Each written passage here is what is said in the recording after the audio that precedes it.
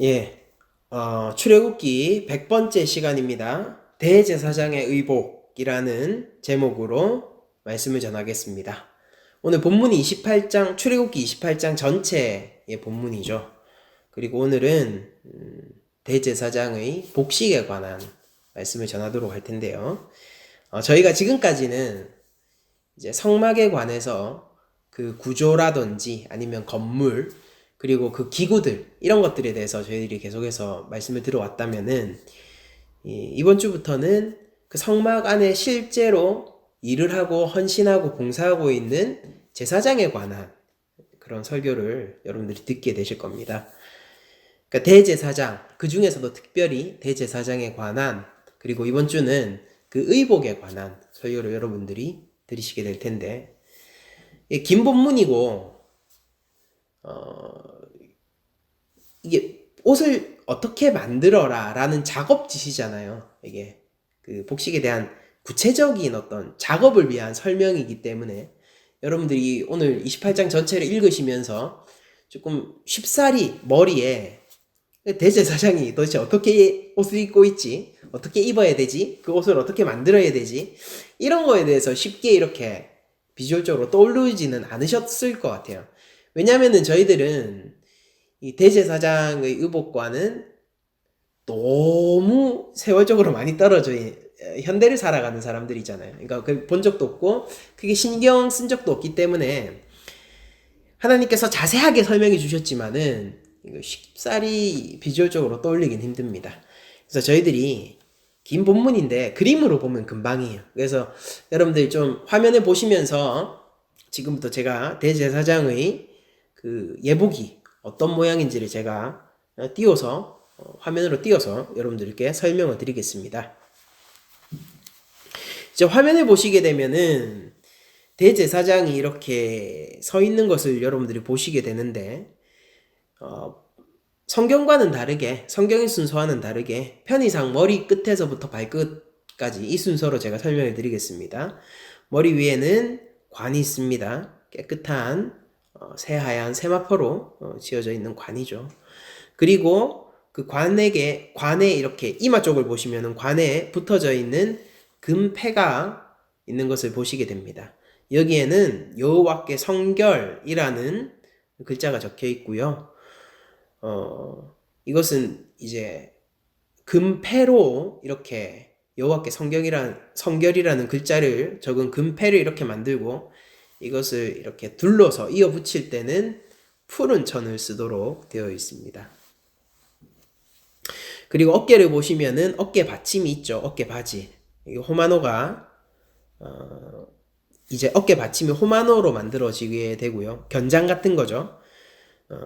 그래서 견대라고도 부릅니다. 이 어깨 받침이 이 견대가 각각 두 개가 있잖아요. 그러니까 어깨 한쪽 이렇게 총 두 개가 있는데 12지파 이름이 6개 나누어져 이렇게 적혀져 있어요. 인을 박듯이 적혀져 있고, 그리고 대제사장이 보시면은 앞치마처럼 보시면 약간 붉은빛, 그림으로는 붉은빛 이렇게 표현이 되어 있는 것 같은데 이 앞치마처럼 무언가를 겉옷 위에 뭔가를 입고 있죠. 이것을 에봇이라고 부릅니다.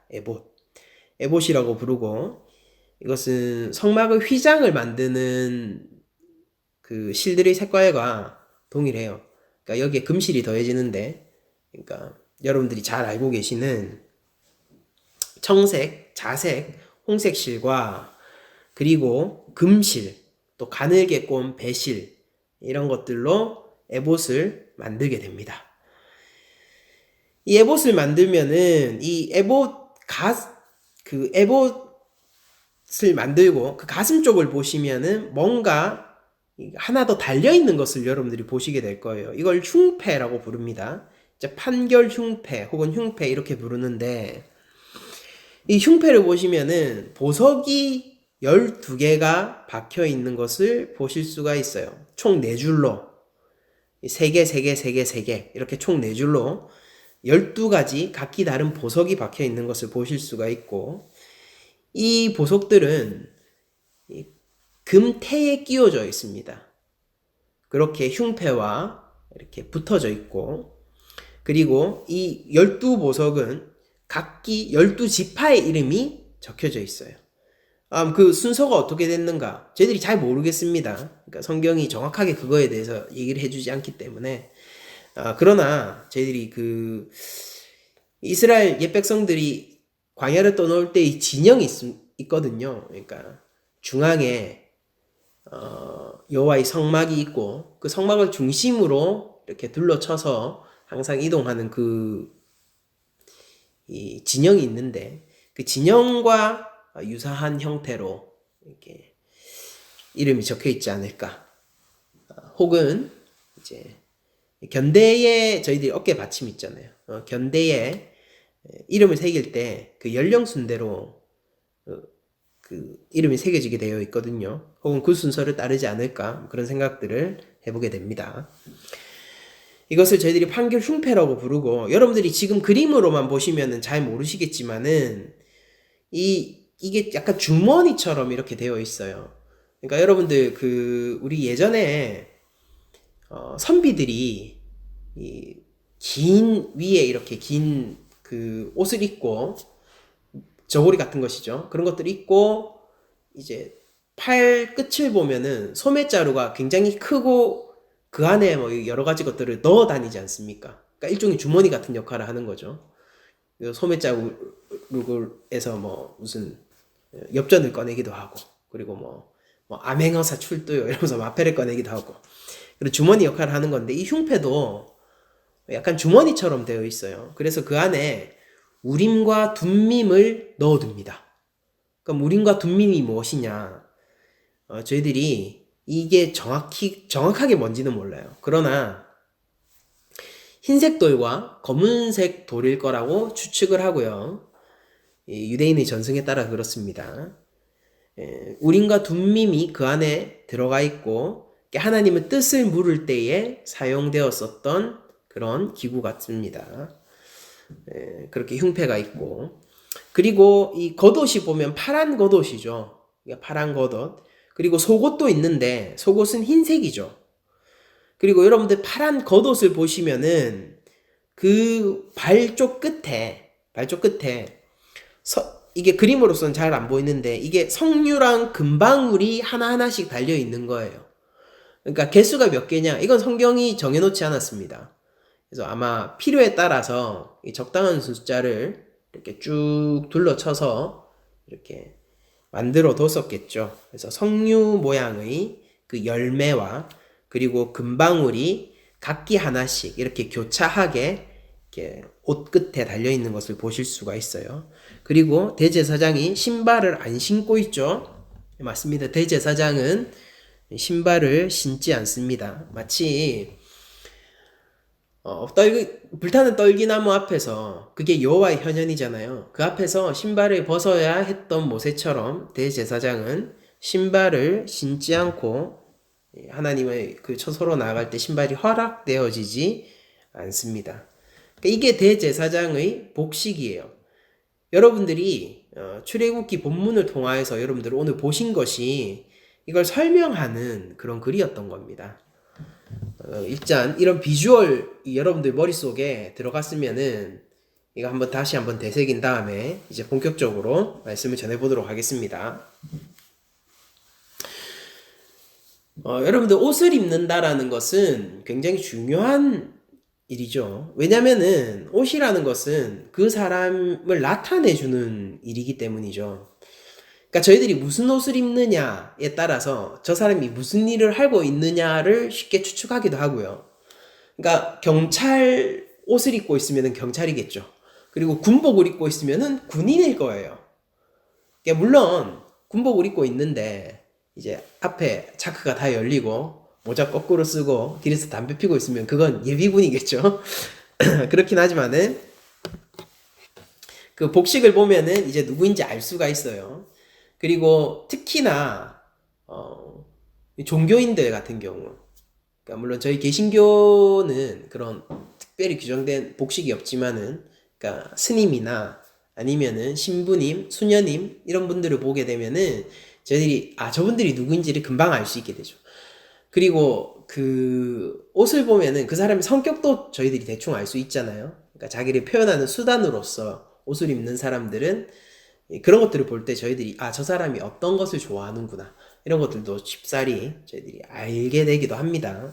그러니까 옷이란 것은 현대 사회에서도 굉장히 중요한데 과거에는 조금 더 중요했어요. 그리고 고대 근동 사회, 즉 이스라엘의 옛 백성들이 살던 사회로 넘어가 보면은 이 옷이라는 것은 현대 저희들이 가지고 있는 옷의 의미보다 훨씬 더 고착된 형태로 그 의미를 가지고 있었던 경우가 많습니다. 그게 무슨 얘기냐면은 그 사람의 옷을 보면은 그러니까 단순히 무슨 일을 하는가 이런 것뿐만이 아니라 그 사람의 계층, 계급이 어디인가 이런 것들도 알 수 있었고, 그리고 그들에게 모든 옷이 허락되어 있는 것이 아니라 왕만이 입을 수 있는 옷이 또 따로 있고, 그리고 또 누군가가 입을 수 있는 옷이 또 따로 있고, 이런 식으로 옷이 굉장히 분화적으로 그 사람의 인격을 죄송합니다. 그 사람의 인격을 나타내주는 그 사람 존재를 나타내주는 그런 형태로서 옷이 쓰이기도 하거든요. 그러니까 여러분들이 이런 걸 생각해 보면은 하나님이 그렇다면은 이 대제사장의 옷이 무엇인지를 가르쳐 줌으로써 대제사장으로 이 사람은 대제사장이다 이런 것들을 한눈에 알아볼 수 있도록 구별하는 용도로서 좀 특별한 옷을 주셨구나 이렇게 생각하실 수가 있습니다. 그러니까 이게 맞는 얘기긴 해요. 맞는 얘기긴 한데 하나님이 단순히 그것 때문에 대제사장의 예복을 그렇게 하나하나 굉장히 구체적으로 말씀하셨잖아요. 하나하나 알려주신 것은 아니거든요. 그 이상의 뭔가가 있어요. 그럼 그게 무엇인지를 저와 함께 지금부터 보도록 할 텐데요. 저희들이 출애굽기 오늘의 본문 28장 2절을 보면은 내 형 아론을 위하여 거룩한 옷을 지어 영화롭고 아름답게 할지니라고 하나님께서 얘기하는 장면을 볼 수가 있어요.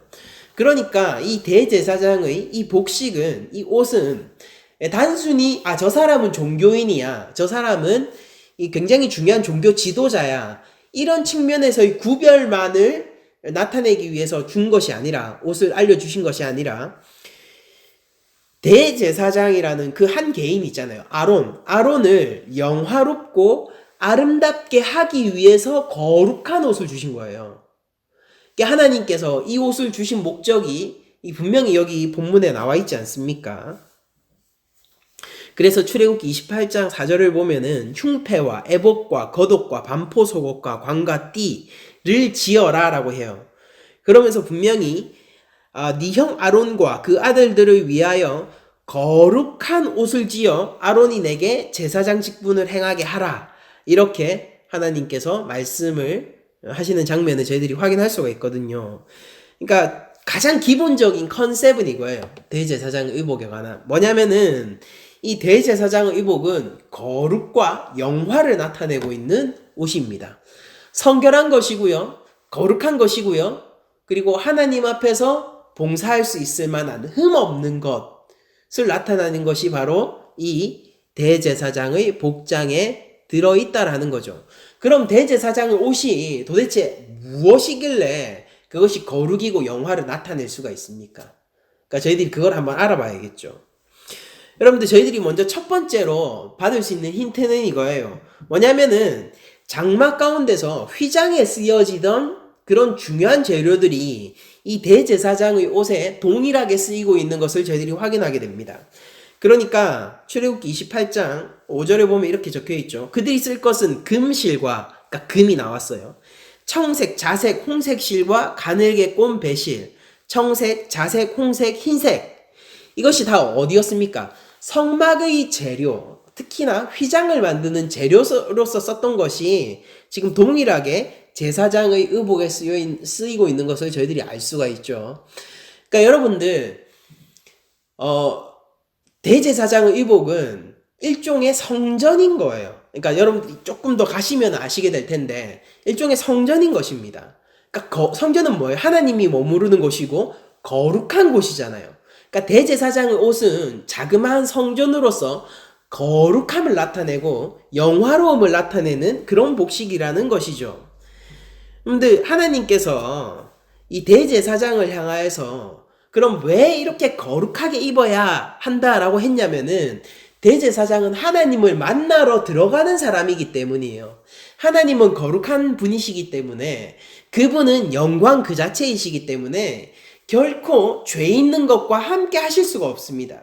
대제사장은 그러므로 대제사장은 어떠해야 하냐면은 그는 지성소로 들어가는 유일한 사람이란 말입니다. 그러니까 지성소, 하나님이 거하시는 그 하나님의 보좌 앞으로 나아가면서 그도 필연적으로 하나님께서 거룩하신 것처럼 거룩해야 할 필요성이 있었다는 것입니다. 그러니까 이 대제사장의 의복은요, 단순히 대제사장이 이 사람은 종교 지도자야 라는 것을 구별하려는 복식뿐만이 아니라 그를 실제로 하나님 앞에서 거룩함을 덧입게 하는 그런 옷으로 이렇게 하나님께서 주신 것을 저희들이 알 수가 있는 것이죠. 그리고 그것은 거룩한 하나님의 성막과 같은 재료로 만들어져 있는 것입니다. 그럼 저희들이 먼저 에봇을 먼저 보도록 하죠. 에봇 여러분들 기억나시죠? 그러니까 한번 그림을 다시 한번 떠올려 보세요. 머릿속에서. 그 에봇이 이 앞치마 같은 옷이잖아요. 에봇, 앞치마 같은 옷.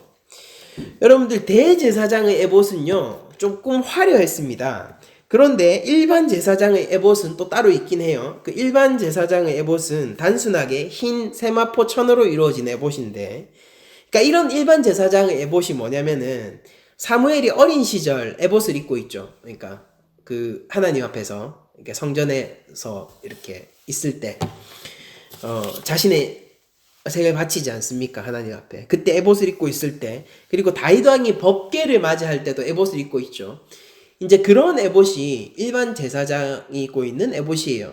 근데 대제사장이 입고 있는 에봇은 조금 더 특이하죠. 그러니까 특이하다라는 게 더 화려하다는 뜻입니다. 더 많은 재료를 필요로 하고, 그리고 이게 출애굽기 28장 6절을 보시면은 정교하게 짜서라고 되어 있거든요. 이게 그냥 짜고 이런 것들이 아니라 아주 정교하게 짜란 소리예요. 여러분들 성막을 보시면은 입구의 천과 그리고 지성소를 가르는 천이 이 다른 모양으로 천을 짜라. 그리고 지성소 앞에 있는 천은 휘장은 어떻습니까? 정교하게 수를 놓아라. 이런 식으로 차별화되어서 그 성경이 적혀 있는 것을 저희들이 볼 수 있게 되는데, 그러니까 개역개정역에서 그런 것들이 잘 드러나지 않더라도, 그러니까 원어는 그래요. 그런 것들을 보게 되는데, 에봇이라는 것은 아주 하나님께서 정교하게 수놓아라 라는 뜻으로 이렇게 정교하게 짜라 라고 말씀을 하셨거든요. 그래서 에봇은 이 대제사장의 화려함을 나타낼 뿐만 아니라 이것은 굉장히 거룩한 형태로 만들어지고 있다는 것을 저희들이 알 수 있게 됩니다.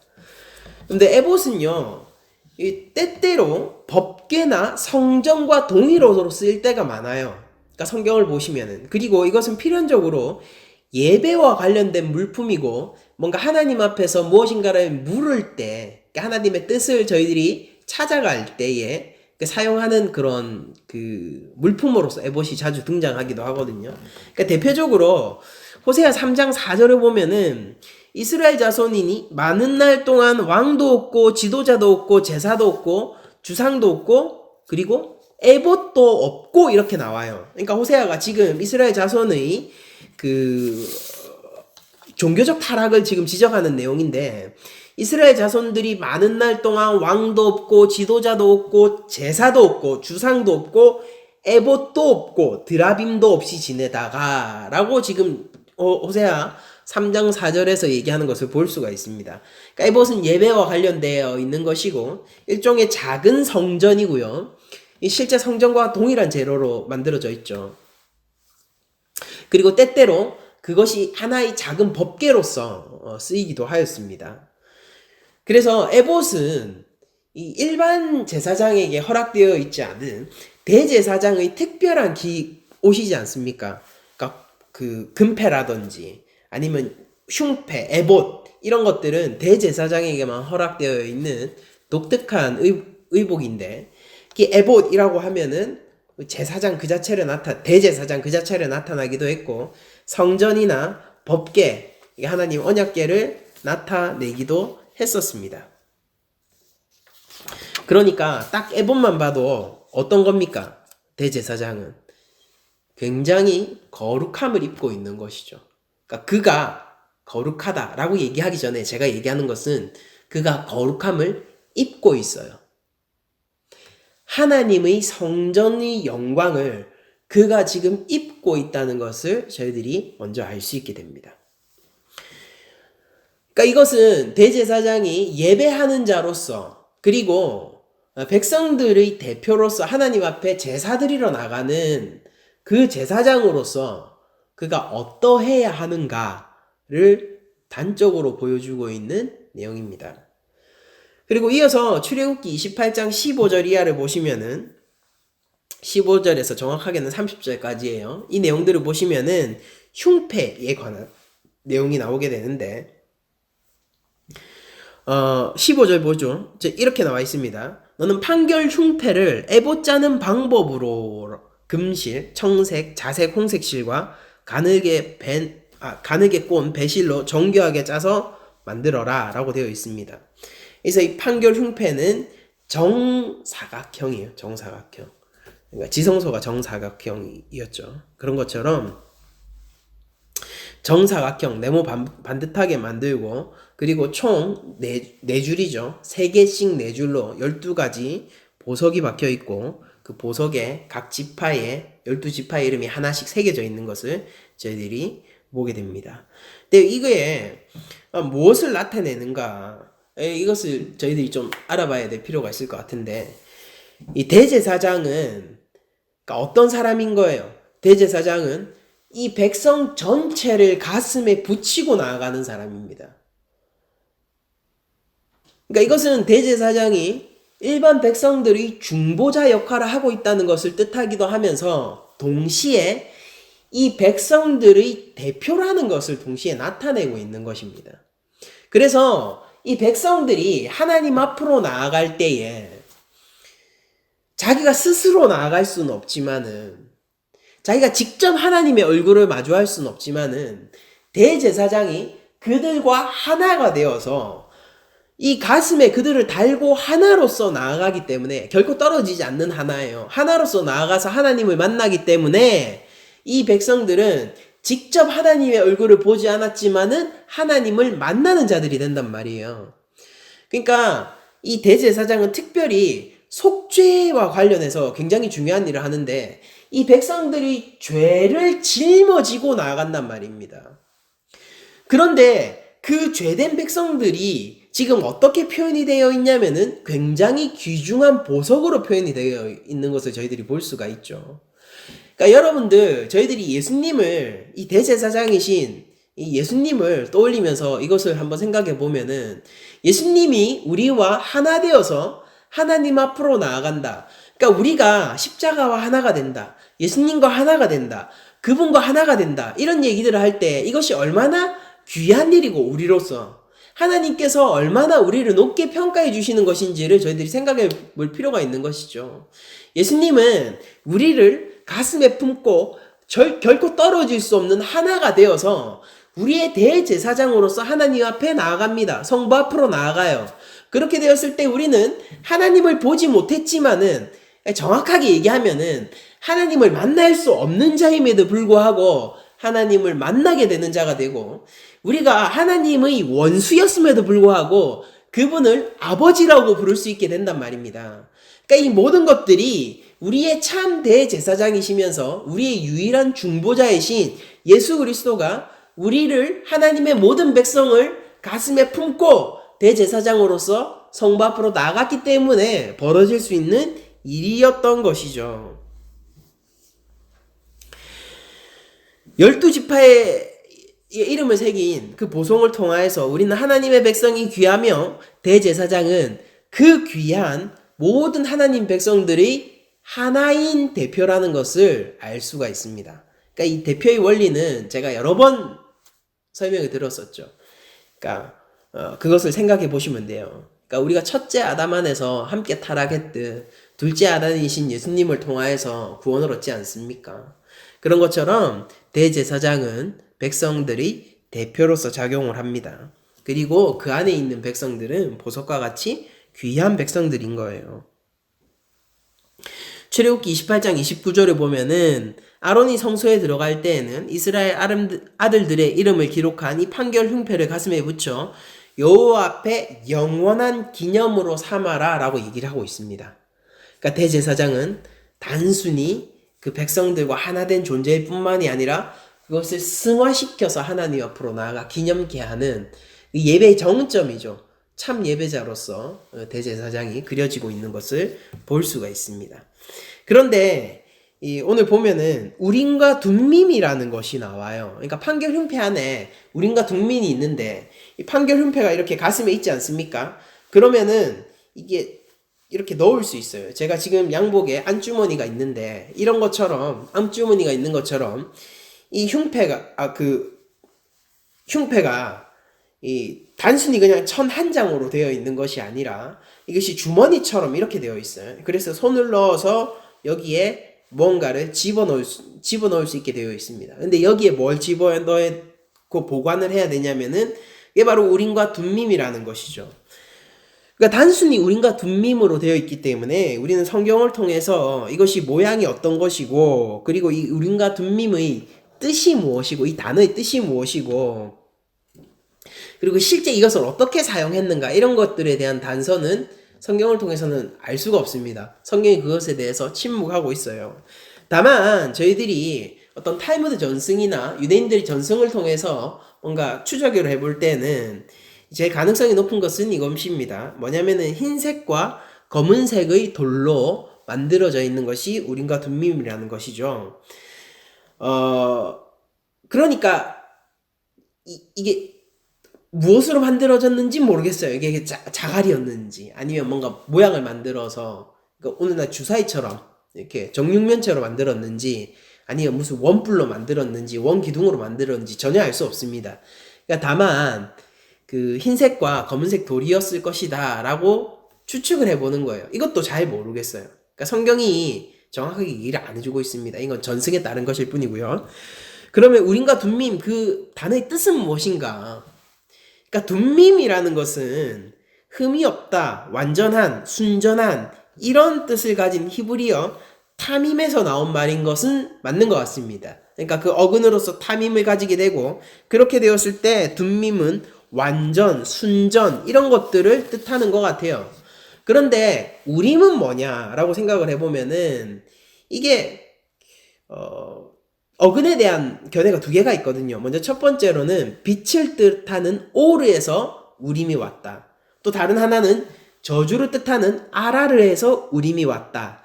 이 그 두 가지 견해가 있는데 보통은 저희들이 빛으로 해석을 합니다. 그래서 우림과 둠밈이라고 얘기하면은 빛과 순전함, 빛과 성결함, 빛과 흠없음 이렇게 얘기할 수도 있겠죠. 그러니까 빛과 성결함 이 두 가지 뜻으로 보통 해석을 하게 됩니다. 그럼 이걸 어떻게 사용했을까? 이 제비 뽑기처럼 사용했을 가능성이 있어요. 그래서 하나님 앞에 무언가를 물어보고 하나님 앞에 뜻을 구할 때에 그냥 랜덤하게 뽑히겠죠. 주머니에 판결 흉패에 손을 넣어서 이 집히는 돌을 먼저 빼내게 되면은 그것이 뭐 우림일 경우에는 yes, 둠밈일 경우에는 no 이런 식으로 작용했을 수 있습니다.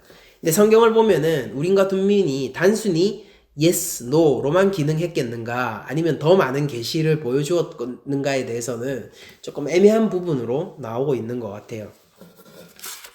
그러니까 이게 제비뽑기잖아요. 어떻게 보면은 제비뽑기인데 그러니까 하나님께서 왜 이런 방법을 대제사장의 판결 흉패에 우림과 둠밈을 넣으라고 하나님께서 얘기하셨잖아요. 하나님께서 왜 이런 제비뽑기 방식을 그들에게 주셨는가, 대제사장에 주셨는가 이런 것들을 생각해 볼 때에 성경적으로 제가 이것이 정확한지는 모르겠지만은 그 시대를 비추어 볼 때 어떤 힌트를 얻을 수 있을 것 같습니다. 뭐냐면은 고대 근동은요 점과 주술의 세계예요. 그러니까 이집트에서 가장 고급 학문이 뭐냐면 점치는 것을 배우는 학문이었습니다. 그리고 고대 근동에서 그런 것들은 별로 그러니까 국가가 달랐을지언정 그런 경향성은 사실 다르지 않았었습니다. 그러니까 그 세계 속에서 지금 이스라엘 백성들이 살고 있는 거예요. 그러니까 그들에게 있어서 제일 고급한 학문, 지금은 제일 고급한 학문이 뭐죠? 이거 과학일까요? 철학일까요? 이게 잘 모르겠습니다. 그러니까 아무튼 간에 이게 학문의 세계라는 것이 있잖아요. 근데 그때는 점을 치군 도구라든지 이것을 어떻게 다루는가, 그리고 점술학을 내가 어떻게 많이 알고 있는가, 이런 것들에 따라서, 그러니까 점성술도 있을 수 있을 것이고, 짐승의 배를 갈라서 내장을 흩뿌리면서 이렇게 점을 치는 그런 방법도 있을 것이고, 뭐 어느 날 보면은 이제 무당들이 쌀을 뿌려가지고 그 모양과 형태를 가지고 점을 쳐주고 막 이렇게도 하잖아요. 그러니까 그 비슷한 것들이 굉장히 많았어요, 고대 근동에서. 근데 얼마나 내가 정교하고 더 많은 것들을 다루는가, 이런 것들이 그 사람이 얼마나 지식인인가를, 제가 다시 얘기하는 것은 그 사람이 얼마나 지식인가를 나타내주는 그런 학문의 지표 중에 하나였거든요. 고급 학문이었습니다, 점치는 것이. 그래서 그런 고대 근동의 문화 속에서 하나님은 가장 단순한 형태의 제비뽑기 도구죠. 이 점치는 도구예요. 그러니까 가장 단순한 형태의 우림과 둠밈을 주심으로 말미암아 이게 모든 일은 다른 어떤 정교한 방법을 통해서 알 수 있는 것이 아니라 단순히 하나님 앞에서 물어보고 하나님이 인도하는 대로 순종하는 것에서 너희의 미래가 달려있다는 것을 알려주시기 위해서 우림과 둠밈을 주시지 않았을까라는 생각을 해보게 돼요. 그리고 판결흉패라는 것을 저희들이 볼 때 제사장은 단순히 그저 그 종교인으로서만 기능하는 것이 아니라 공정한 판사로서의 역할도 했음을 알 수가 있습니다. 그러니까 예수님이 우리를 위하여서 대속의 주시죠. 우리를 위하여서 대제사장의 역할만 하신 분이 아니라 그 예수님은, 대제사장이신 예수님은 동시에 심판의 권세를 가지시고 계시잖아요. 성부로부터 그 권한을 이양받으신 분 아닙니까? 그러니까 그 예수님을 생각할 때에 대제사장은 참으로 여러 가지 측면에서 예수님의 예표였었다라는 것을 저희들이 알 수가 있습니다. 그리고 성경을 보면은 다른 의복들에 관해서도 설명을 해주고 있는데요. 저희들이 조금 좀 함께 보고 싶은 것은, 먼저 그림을 떠올려 보시면은 파란색 겉옷 그 밑에 이 석류와 방울이 교차되어서 하나씩 뺑 둘러서 이렇게 달려있는 것을 저희들이 볼 수 있었잖아요. 이것이 과연 무엇을 뜻하는가에 대해서 저희들이 한번 살펴봤으면 좋겠습니다. 네. 먼저 석류와 이 방울은 굉장히 다르죠. 뭐냐면은 석류는 보는 것이잖아요. 굉장히 비주얼적인 것에 비해서 방울은 들리는 거예요.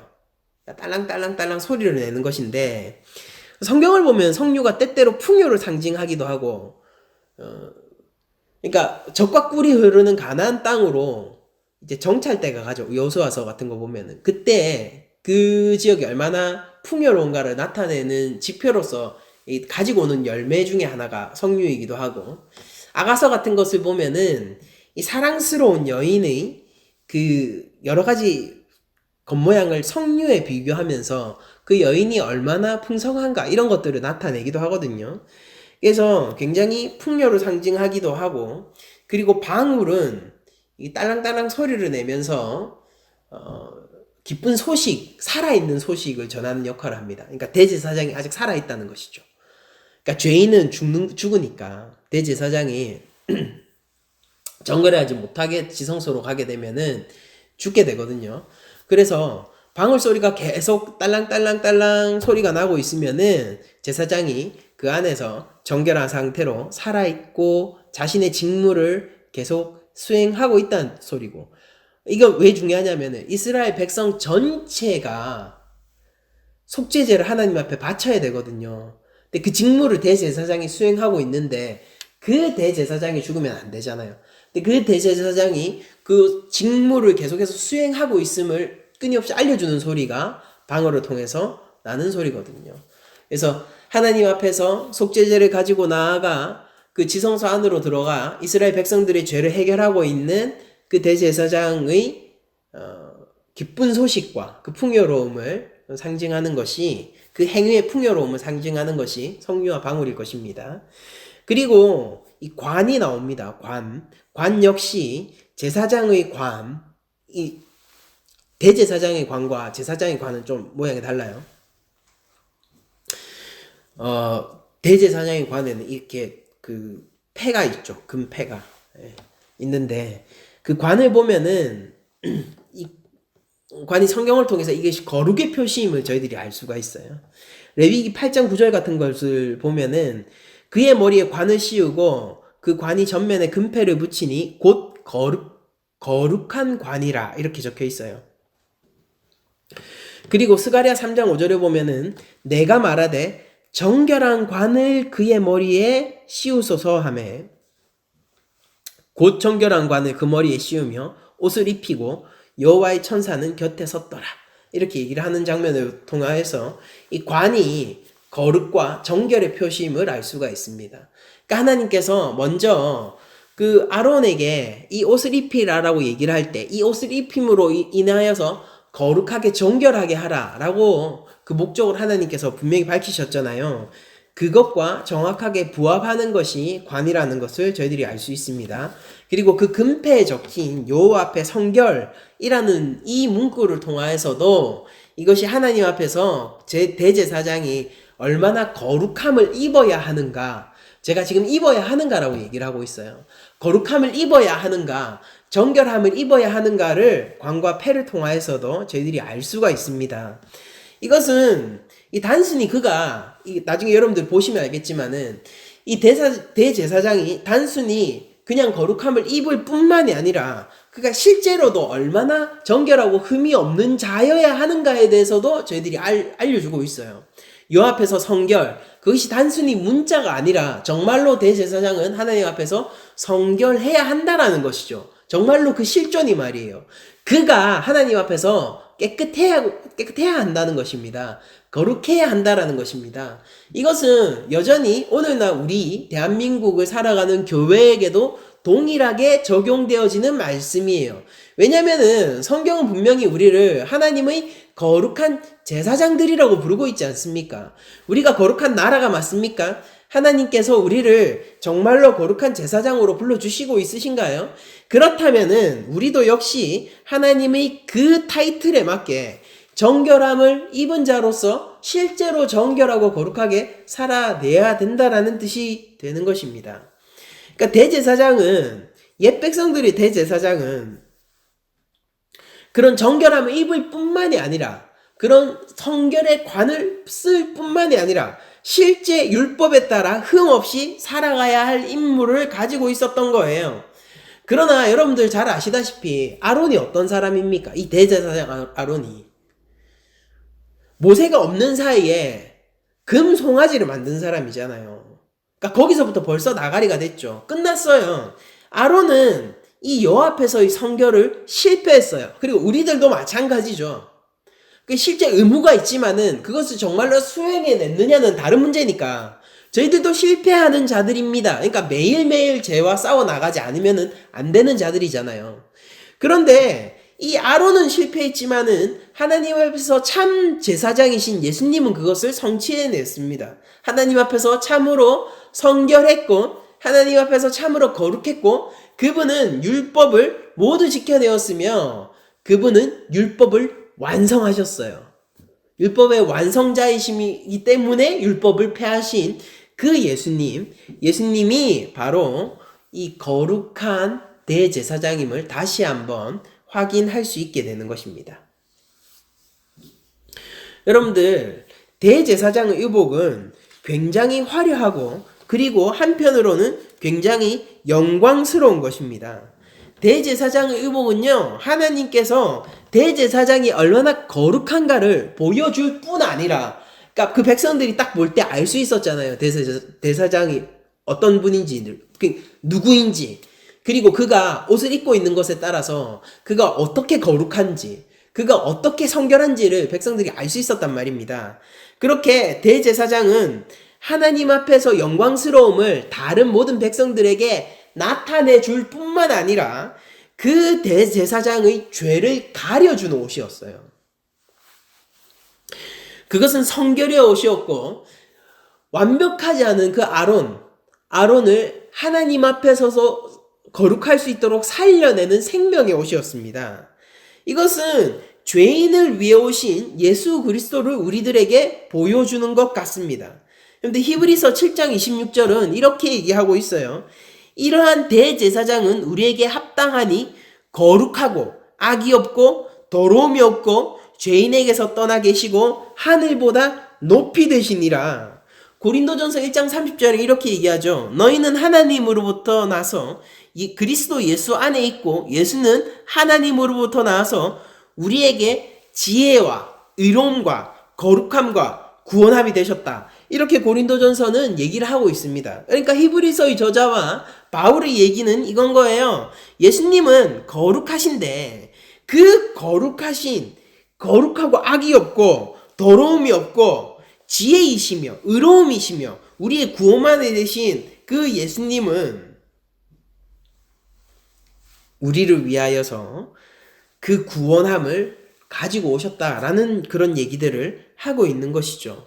여러분들 우리가 입어야 할 옷이 무엇이냐면 대제사장의 옷을 저희들도 입어야 되는데 그 옷이 무엇이냐면은 바로 예수님이에요. 여러분들 이 대제사장의 옷이 작은 성전이라고 제가 말씀을 드렸잖아요. 그러니까 특히 애복 같은 것은 정말로 그것이 작은 성전처럼 여겨져 왔단 말입니다. 그러니까 대제사장만 입는 그 옷 말입니다. 그 대제사장의 의복은 그가 하나님의 거룩함을 입어야 한다는 것을 정확하게 보여주고 있고 그 하나님의 거룩함과 성결함이 우리에게 어떻게 왔냐면은 예수님을 통해서 왔잖아요. 사흘 만에 무너졌다가 사흘 만에 다시 재건되는 성전이신 예수님을 통하여서 우리에게 오지 않습니까? 그러니까 우리가 예수님을 덧 입어야 한다고요. 그러니까 예수님을 덧 입음으로 말미암아 모든 사람들에게 하나님의 영광과 거룩함을 보여주어야 할 뿐만 아니라 우리도 그 예수 그리스도라는 성결한 옷으로 말미암아 하나님 앞에서 살 수 있는 생명을 얻을 수 있는 존재가 되어야 된다라는 거예요. 이 죄인들이 말입니다. 여러분들 대제사장의 옷을 보면요, 하나님께서 독특한 이야기를 하는 것을 저희들이 보게 되는데 하나님이 이 옷을 통하여서 하체를 가려라 라는 말을 하시는 것을 저희들이 보게 됩니다. 왜냐면은 출애굽기 28장 42절을 제가 읽어드릴게요. 또 그들을 위하여 배로 속바지를 만들어 허리에서부터 두 넓적다리까지 이르게 하여 하체를 가리게 하라. 그러니까 이거 생식기를 가리는 역할을 하는 것이겠죠. 하체를 가리게 하라. 아론과 그의 아들들이 회막에 들어갈 때나 제단에 가까이 하여 거룩한 곳에 섬길 때에 그것들을 입어야 죄를 짊어진 채 죽지 아니하리니 그와 그의 후손이 영원히 지킬 규례니라 라고 하나님께서 명령하시고 계세요. 여러분들 그 하체를 드러내었을 때 하나님께서 그걸 가려주심으로 말미암아 죽어야 할 자를 살리신 사건을 저희들이 이미 알고 있어요. 그게 뭐냐면 에덴 동산에서 일어났던 아담과 하와에 대한 이야기입니다. 여러분들 아담과 하와는 선악과를 따먹고 하나님 앞에서 죽게 되었습니다. 하나님 앞에서 죽게 되었고 하나님께서 그들을 찾을 때에 그들은 도망쳤다고요. 하나님의 낯을 피해서. 그 아담과 하와가 정말로 그런데 하나님 앞에서 숨을 수 있었습니까? 불가능했죠. 그들은 그들의 하체를 드러내는 것이 부끄러워 기껏해야 그 옆에 있던 입을 따서 그 하체를 가렸단 말입니다. 무화과 잎을 따서. 그때 하나님께서 어떻게 그들에게 선대하셨고 은혜를 베풀어 주셨습니까? 짐승을 줄여 가죽옷으로 그들의 하체를 가려줬단 말입니다. 그들의 벌거벗은 몸을, 그들의 수치를 하나님께서 가려주셨다고요. 여러분들 아담과 하와는요 선악과를 따먹기 전까지만 해도 하나님 앞에서 당당했었던 자들이에요. 그러니까 하나님 앞에서 자신을 드러내어도 하나님과 교제를 하여도 아무 꺼리낌이 없던 자들이었다고요. 그런데 그들에게 죄가 들어왔고 죄로 말미암아 그들이 하나님 옆에 설 수 없게 된 존재가 되었거든요. 근데 성경은 이 상황을 어떤 그림으로 그려내고 있냐면은, 그러니까 본질적인 면은 이거라는 거예요. 아담과 하와가 죄로 말미암아 하나님 앞에 설 수 없고, 죄로 말미암아 하나님의 낯을 피해 숨을 수밖에 없었는데, 그 상황을 성경은 무엇으로 그리고 있냐면은, 그들이 벌거벗었다라고 그리고 있다고요. 그러니까 이건 죄된 상태를 나타내고 있는 것입니다. 대제사장은 자신이 아담과 하와, 타락한 아담과 하와처럼 하나님 앞에 수치를 당하고 있는 존재, 자신의 부끄러움이 드러나고 있는 존재, 자신의 죄악이 드러나고 있는 존재면은 안 돼요. 그래서 그들은 하체를 가려야 합니다. 그것이 대제사장이 입고 있는 의복을 통해서만 가능한 것이고, 그 의복은 예수 그리스도입니다. 옛 에덴 동산에서 하나님께서 짐승을 죽여 그들에게 입혀주셨던 그 가죽옷이 예수 그리스도였듯이, 정말로 그 가죽옷을 입었다고 해서 그들이 구원을 얻겠습니까? 예수님 때문에 구원을 얻은 것이죠. 아담도 하와도. 그들이 입었던 그 짐승의 가죽이 예수 그리스도이듯이 대제사장의 예복 역시 예수 그리스도라는 것을 저희들이 꼭 기억해야 할 것입니다. 하나님께서 짐승의 가죽으로 해입히신 옷은 수치를 가리는 옷이고 하체를 가려주는 대제사장의 옷이며, 오늘날 우리 죄인들의 죄를 가려줄 예수 그리스도라는 옷이라는 것이에요. 여러분들, 그래서 이 옷은 너무나도 중요하기 때문에 하나님께서는 레위기 21장 10절에서 이렇게 말씀하세요. 자기 형제 중 관유로 부음을 받고 위임되어 그 예복을 입은 대제사장은 그의 머리를 풀지 말며 그의 옷을 찢지 말며, 그러니까 하나님께서 엄격하게 금지하신 것이 있는데 이 옷을 찢으면 안 된다라는 것입니다. 여러분들, 근데 성경에 재밌는 것을 보면은 이게 다른 사람이 이 옷을 찢지 말라고 했거든요. 하물며 대제사장이 자기 옷을 찢을 수 있겠습니까? 불가능해요. 그렇게 하면 안 됩니다. 율법에 어긋납니다. 그런데 성경에 보면 재밌는 장면이 나오는데, 그게 뭐냐면은 대제사장이 자기 옷을 직접 찢는 장면이 나와요. 그러니까 여러분들 한번 보시죠. 마태복음 26장 65절이에요. 그러니까 가야바가 예수님을 참소하면서 지금 참사하는 장면을 성경이 그리고 있는 것인데, 마태복음 26장 65절에 이렇게 얘기합니다. 이에 대제사장이 자기 옷을 찢으며 이르되, 그러니까 지금 열이 너무 받은 것이죠. 화가 났어요. 자기 옷을 찢으며 이르되 그가 신성모독하는 말을 하였으니 어찌 더 증인을 요구하려. 보라, 너희가 지금 이 신성모독하는 말을 들었도다. 예수님을 십자가로 끌어내요. 여러분들, 대제사장 가야바가 지금 어떻게 얘기하고 있습니까? 예수님을 향하여서 신성모독하는 자다라고 얘기하면서 율법으로 정죄를 하고 있는데, 그 정죄를 하고 있는 정작 그 가야바가 어떻게 하고 있는 것입니까? 율법을 어기면서 그 얘기를 하고 있는 거예요. 그러니까 가야바는 진짜 대제사장입니까? 아니에요. 그럼 누가 진짜 대제사장인 거예요? 가야바가 지금 참수하고 있는 저 예수 그리스도. 자기 옷을 찢고 있잖아요, 가야바는. 그런데 십자가로 올라가고 계신 그 예수 그리스도가 참 대제사장이란 말입니다. 요한복음 19장 23절은 이렇게 나와 있습니다. 군인들이 예수를 십자가에 못 박고 그의 옷을 취하여 네 깃에 나눠 각각 한 깃씩 얻고 속옷도 취하니 이 속옷은 호지 아니하고 위에서부터 통으로 짠 것이니라. 근데 왜 요한이 이런 얘기를 하고 있는지 아세요? 이 속옷이 위에서부터 통으로 짠 것이래요. 이게 제사장의 의복을 만드는 제사장의 의복을 만드는 방식이거든요. 그러니까 지금 예수님이 입고 있었던 것이 제사장의 옷이 아니었을 거예요. 그렇잖아요. 그럼에도 불구하고 요한은 지금 예수님이 입고 있었던 이 속옷을 제사장의 옷으로서 표현하고 있는 것입니다. 왜냐면은 예수님이 진짜 대제사장이시니까요. 이어서 24절에 이렇게 나오죠. 군인들이 서로 말하되 이것을 찢지 말고 누가 없나 제비 뽑자 하니, 이는 성경에 그들이 내 옷을 나누고 내 옷을 제비 뽑나이다 한 것을 응하게 하려 함이로라. 군인들은 이런 일을 하고 이렇게 적혀 있어요. 그러니까 지금 상황이 이겁니다. 예수님께서 겉옷이 찢기셨어요. 겉옷이 찢기시고 속옷은 이 군인 중 누군가 한 명을 위하여서 지금 내어주시고 계신 상황이 지금 연출이 되고 있거든요.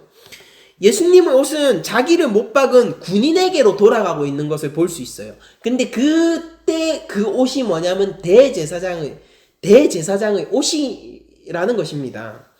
위에서부터 통으로 짠, 호지 아니하고 위에서부터 통으로 짠 그 옷 말이에요. 그 속옷. 이것은 시편 22장 18절 내 겉옷을 나누며 속옷을 제비 뽑나이다 하는 이 말씀을 이루게 하기 위해서 이런 일이 일어났다라고 요한이 얘기를 하고 있습니다. 여러분들, 이 그림이 굉장히 독특한 그림인데 대제사장 가야바는 자기가 자기 옷을 찢으면서 누군가를 참소했단 말입니다. 예수님을 십자가에 갖다 박기를 원했다고요. 그게 실제 성공했어요. 그런데 진짜 대제사장 예수님은 자신의 옷이 상대방에 의해서 찢겨지고 그럼에도 불구하고 다 찢겨지지 않아요. 자기의 속옷은 그 자기를 못 박은 자를 위하여서 자기에게 창을 찌를 자를 위하여서 지금 나누어 주시고 있는 장면이 요한복음에 그려지고 있는데, 그런데 대제사장이 화려한 그 의복을 벗는 단 하루의 날이 있어요. 그게 언제냐면 대속죄일입니다. 저는 예수님이 자신의 옷을 군인들에게 나누어 주는, 전 이것은 나누어 준다라고 표현해요. 수여해 주신다라고 저는 표현합니다. 수여해 주시는 이 장면, 뺏기는 것이지만 저는 그렇게 표현하고 싶어요. 그 장면에서 저는 대속죄일에 여호와 앞으로 나아가는, 성부 앞으로 나아가는 대제사장의 모습을 저는 발견하곤 합니다.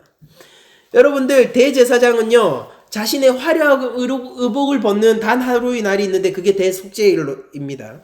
이때 대제사장은요 에봇도 흉패도 없이 세마포 옷을 입고 하나님 앞으로 나아갑니다. 이것은 겸손과 관련이 있는 내용이에요. 그리고 이 대속죄일에 이날 하나님의 처소인 지성소로 대제사장은 들어가게 되어 있습니다.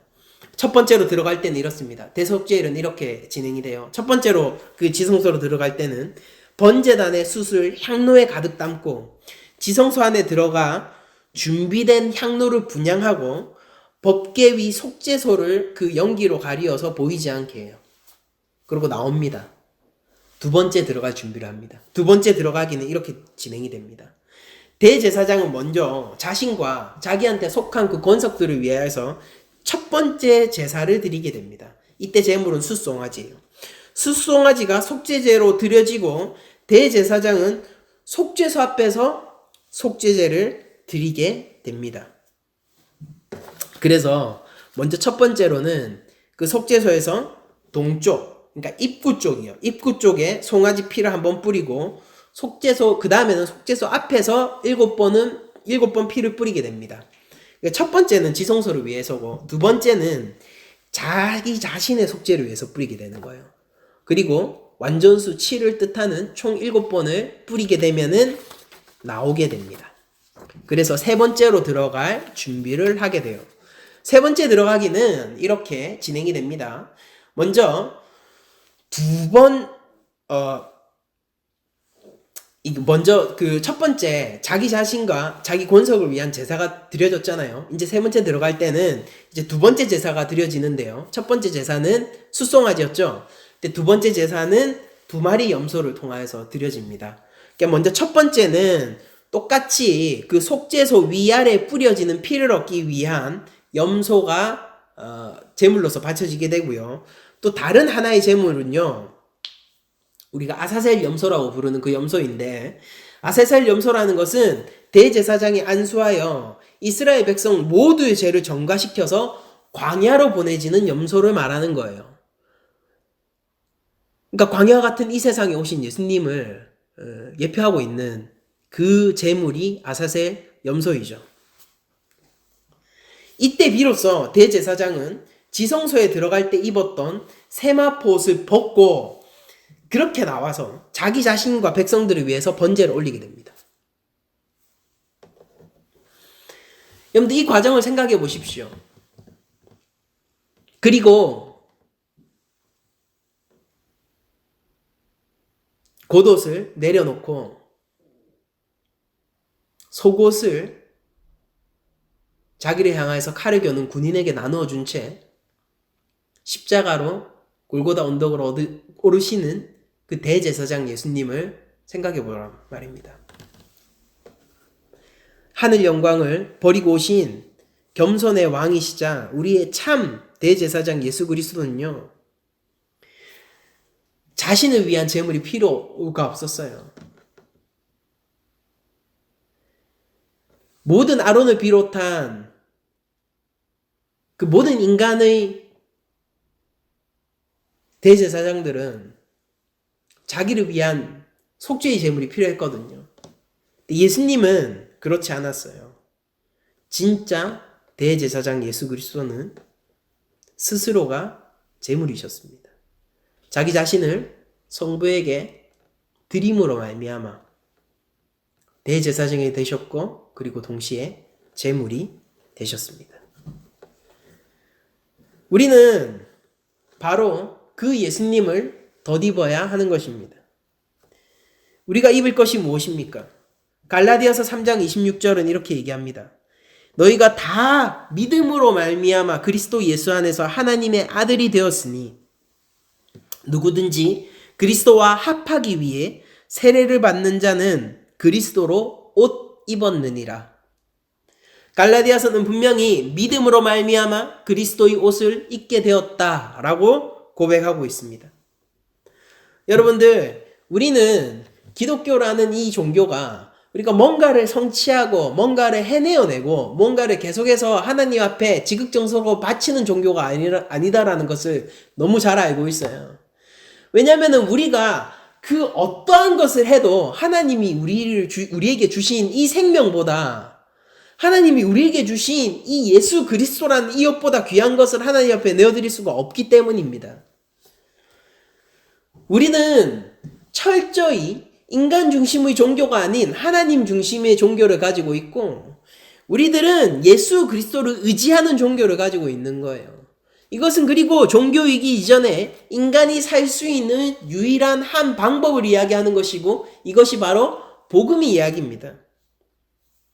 근데 우리는 예수님으로 옷 입어야 하는데, 이 옷을 입는 방법은, 유일한 그 방법이 믿음이라는 것입니다. 대제사장이 자신의 옷을 우리에게 나누어 주고 있다고요. 그 옷은 사실은 자기 자신이었다고요. 근데 그 대상이 자기의 원수들이었다니까요.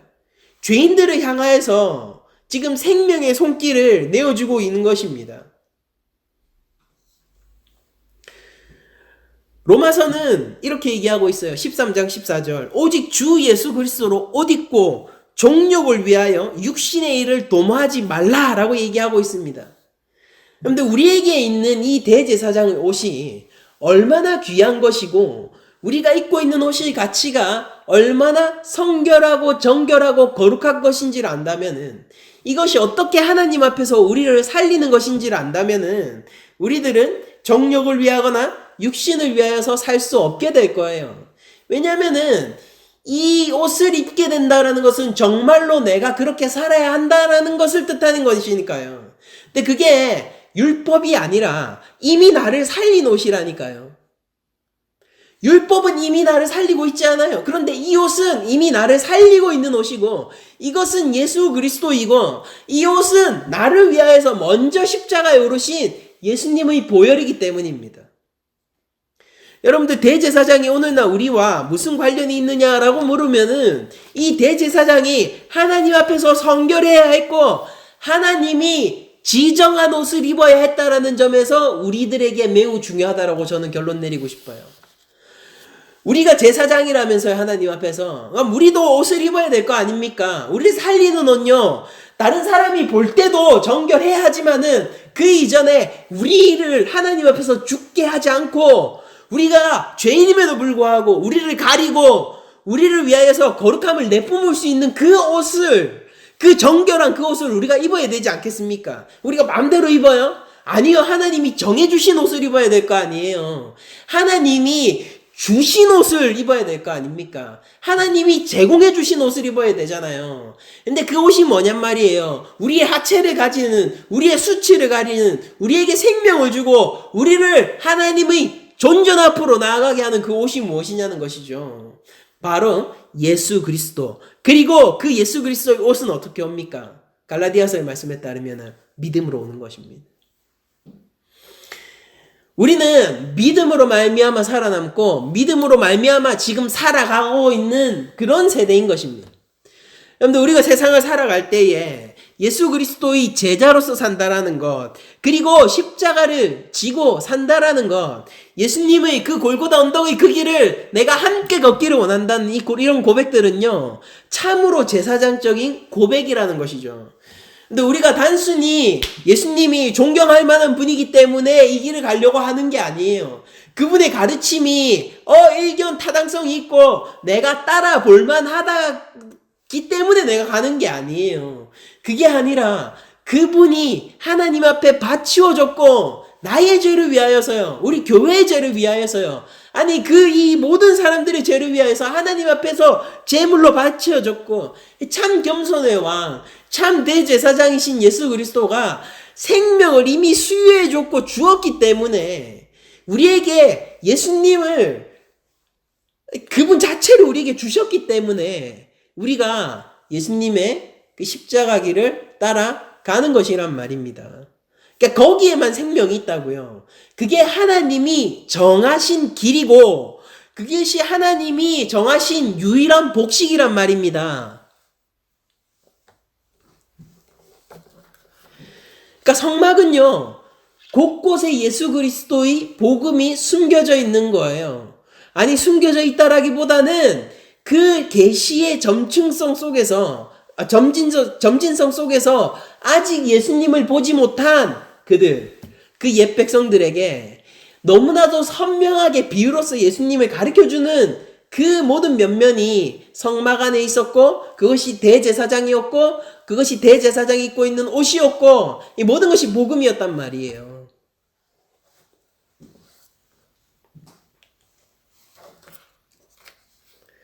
우리는 바울의 얘기처럼 참으로 그리스도로 옷 입어야 하고, 정욕을 위하여서 육신의 일을 도모하지 말아야 합니다. 참으로 갈라디아서의 그 고백처럼 우리는 믿음으로 말미암아 그리스도 예수 안에서 하나님의 아들이 되었습니다. 우리가 한 주간 살아가실 때에 이런 축복이 우리 가운데 임하기를 정말 원합니다. 그러니까 하나님은요, 자신의 백성을 사랑하고 끝까지 사랑하시되 독생자를 내어주시기까지 사랑하셨어요. 우리가 한 주간 살아갈 때 예수 그리스도로 말미암아 옷 입고, 옷 입는 것이 우리에게 율법적인 것이 아니라 믿음의 것이 되어서 우리가 예수 그리스도의 십자가 길을 따라가는 것이 우리의 즐거움이 되게 해달라고, 우리가 그리스도와 함께 죽고 그리스도만으로 사는 것이 우리 삶의 기쁨이 되게 해달라고, 그리고 우리 삶 속에서 그런 삶을 살아갈 때 찬양과 감사가 넘치게 해달라고, 우리가 그것을 가지고 뭔가를 성취하려고 하는 것이 아니라 하나님이 나에게 생명을 주셨기 때문에 이미 예수님을 우리 교회에게 모두 내어주셨기 때문에 우리가 그 길을 가기를 원한다라고 고백할 수 있는 한 주간이 되었으면 좋겠다, 이런 축복을 드리면서 말씀을 마치고 싶습니다. 그런데 한 주간 살아가시면서 주님 안에서 평안하시기를 원하고, 그리고 이 세상 가운데서 제사장으로 서 계시기를 원하면서 그 성령이 함께 하셔서 꼭 그 일이 여러분들 가운데서 체감되어지고 은혜 가득한 삶으로서 승화되어질 것임을 믿으며 모든 말씀을 마치도록 하겠습니다.